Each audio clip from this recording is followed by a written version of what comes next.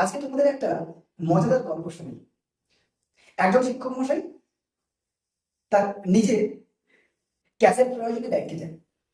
ব্যাংকে যাওয়ার পর চেকে 1000 টাকা লিখে ক্যাশ কাউন্টারে ক্যাশিয়ারকে দিয়েছে। তখন ক্যাশিয়ার হাসি মুখে স্যারকে বললেন, স্যার আসলে ব্যাংকে রুলস হয়ে গেছে যে 5000 টাকার নিচে চেকে টাকা দেওয়া হয় না। যথারীতি স্যার আরেকটি চেক বার করলেন, তাতে 6000 টাকা লিখে আবার সেই ক্যাশিয়ারকে দিলেন। যথারীতি ক্যাশিয়ার স্যারকে 6000 টাকা দিলেন।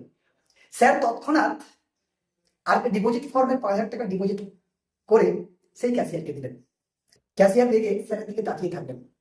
স্যার তখন খুব সুন্দর সরল ভাষায় একটা কথা বললেন, আসলে এমন ভাবে তাকিয়ে লাভ নেই, কারণ তোমাদের যারা এই সিস্টেমটা তৈরি করেছে তাকে গিয়ে বলো সে আজকে আমার ছাত্র, অর্থাৎ আমি একজন শিক্ষক। সে যেমন রুলস তৈরি করতে জানি, রুলসটা ব্রেক করার ক্ষমতাও আমার আছে। সুতরাং অন্যায়পূর্বক মানুষের উপর জোর করে কিছু রুলস রেগুলেশন চাপিয়ে দেওয়ার যারা নিয়মগুলো তৈরি করে, সেই নিয়মগুলোকে ভেঙে দেওয়ার জন্য এই সমস্ত শিক্ষিত লোকও অপন্থা একটা পথ অনুসরণ করে, তখন তাদেরকে দোষী রূপে ধরা হয়।